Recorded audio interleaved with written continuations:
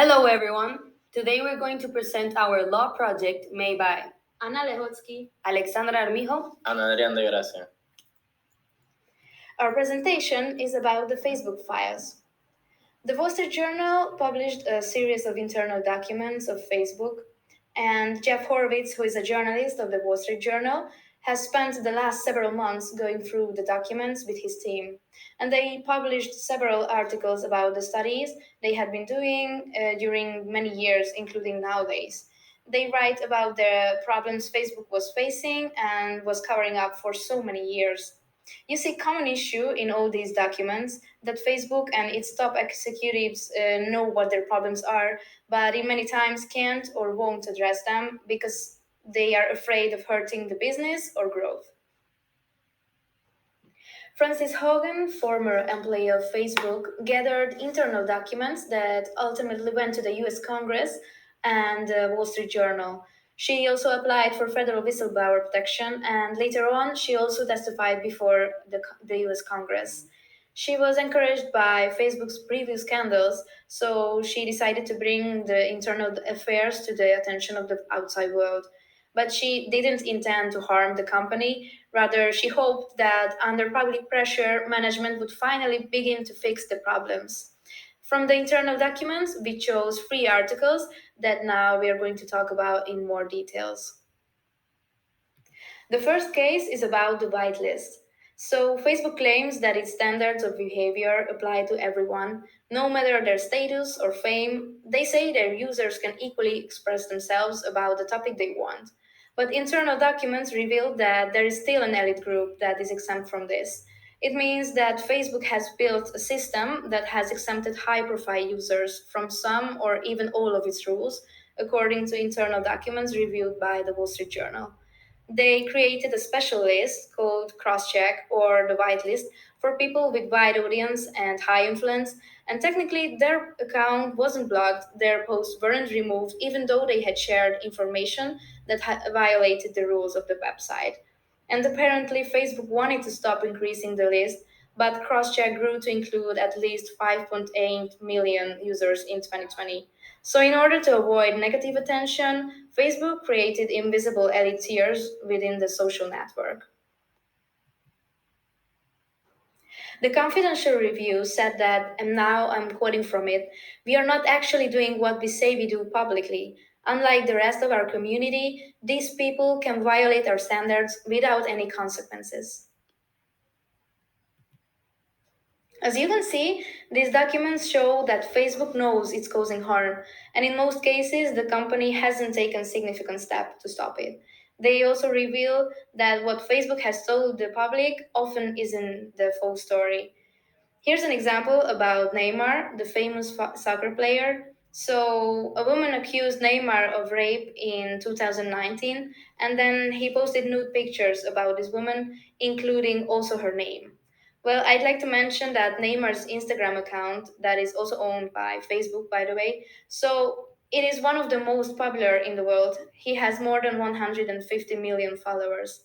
So, according to internal review, more than 56 million Facebook and Instagram users saw these photos before they eventually got deleted from the platforms. Well, following the standard Facebook policy, the post should have been removed immediately, and Neymar's account should have been deleted as well. But he was protected by XCheck, so nothing happened. On the other hand, Facebook didn't exactly intend to create a secret whitelist, but over time, with the increasing number of the users, it kind of became necessary because as more people joined Facebook, the company started adding rules about content it would take down. And if someone violated Facebook rules, they could have their post deleted, get suspended, or even kicked out of the platform. There are a lot of people on the platform, and some of these things are pretty tricky. For example, in 2014, Instagram temporarily shut down the account of Rihanna after she posted a partially nude photo of herself on the cover of a French magazine. The mistake made headlines, and Facebook definitely had to change something. So they needed to have some way to prevent people who were big deals from getting just summarily kicked out of the platform or having their content taken down. You see that it is quite a complex situation. We can see the downside of growing so big because nowadays Facebook has so many users, so many contents that it gets difficult to supervise and control. The second case is about drug cartels and human traffickers. There has always been bad stuff at Facebook, and there will always going to be. The problem is that the company was turning a blind eye consistently. Cartels use the platform to distribute videos showing the murdering people and terrorizing them. People have been bugged and sold on Facebook, and Facebook has known about it for at least a few years and hasn't taken steps that are effective to stop it. Traffickers had more than 100 Facebook accounts and were spending a lot of money on ads to advertise sex services in Dubai on Facebook. They used to recruit women mostly from Thailand, Morocco, India, Indonesia, and Pakistan. Here's some evidence about a private Facebook group where a woman is being sold. The documents show that in 2018, the company put together a team of experienced criminal investigators to fight the problem.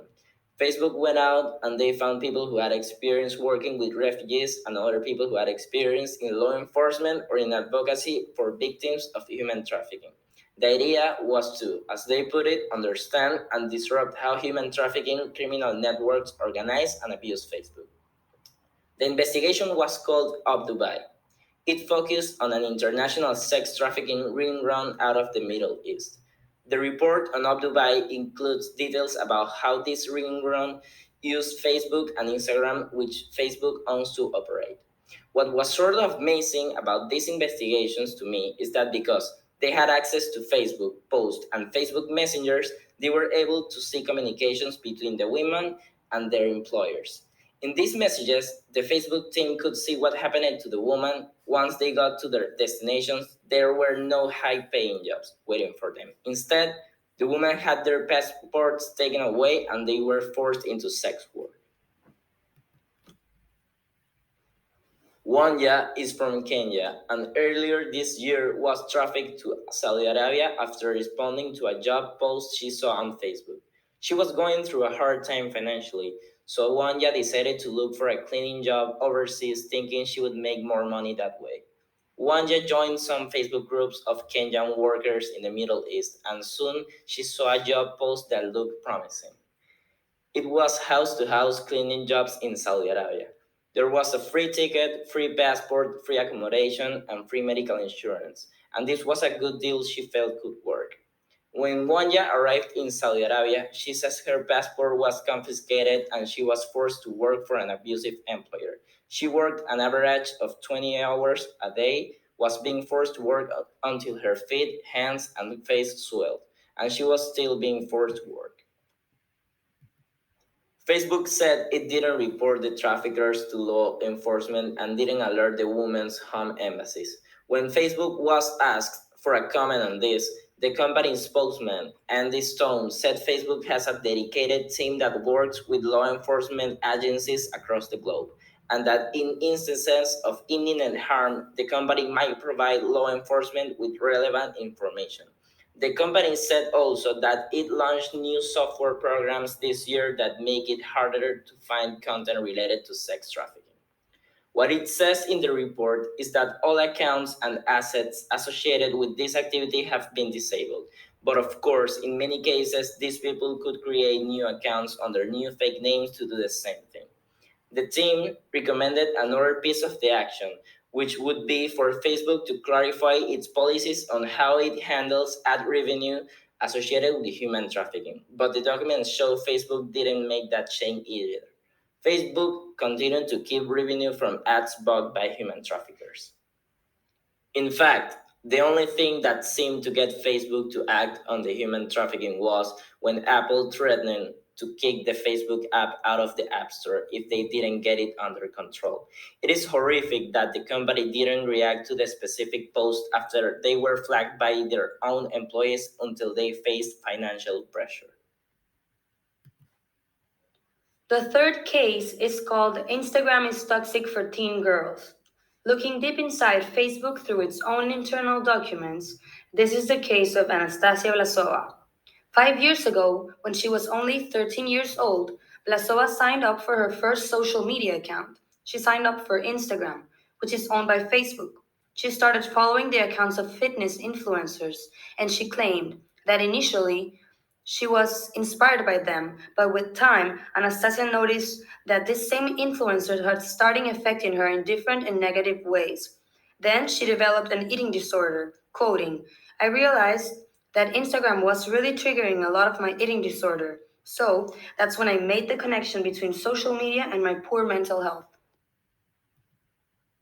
Around that time, Vlasova was already 18, and researchers inside Instagram started studying this kind of experience, and their findings confirmed some serious problems regarding to teenagers' mental health. Inside the Facebook files, in a March 2020 slide presentation that was posted to Facebook's internal message board and reviewed by the Wall Street Journal, researchers said that comparisons on Instagram can change how young women view and describe themselves. It's interesting that at the beginning of one of the early documents on this research, one of the first line is, Instagram is coming under increasing security with relation to mental health problems, which gives a good indication that outside pressure is contributing to Facebook's decision to study these issues itself. The researchers are Facebook employees in areas including data science, marketing, and product development, who work on a range of issues related to how users interact with the platform. They came to the conclusion that some of the problems were specific to Instagram and not social media more broadly.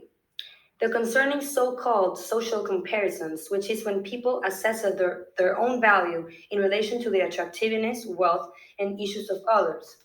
The features that Instagram identifies as most harmful to teens appear to be at the platform's core.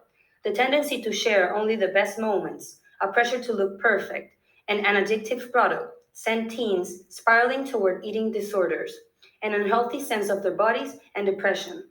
March 2020 internal research states it warns that the Explore page, which serves users photos and videos curated by an algorithm, send users deep into content that can be harmful.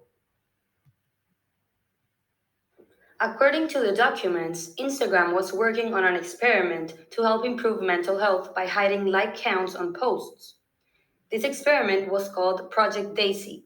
Before deciding whether or not to push out this change to the whole platform, Instagram tested the hypothesis with a subset of users to see whether hiding the like count would benefit mental health.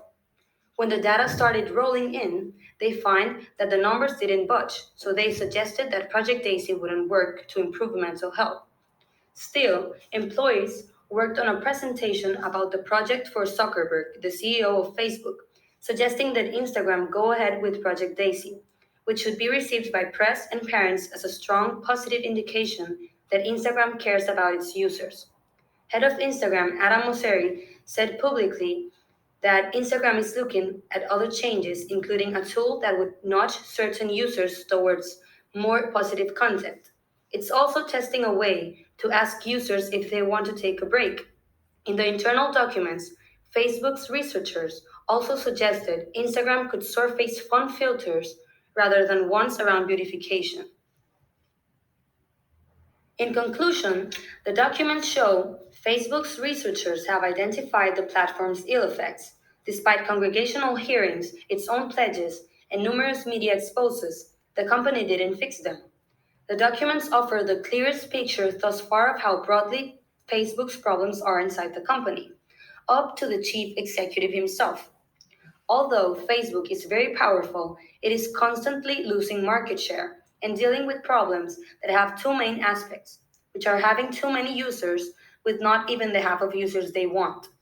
Regarding to the backlash Facebook is receiving, they decided to change its name to Meta in order to improve the brand's image. On this slide, here are the links of our presentation, in case you're interested and want to investigate more about the matter. People should be more informed about this subject because it's something that is affecting a lot of people daily. Thank you for your attention.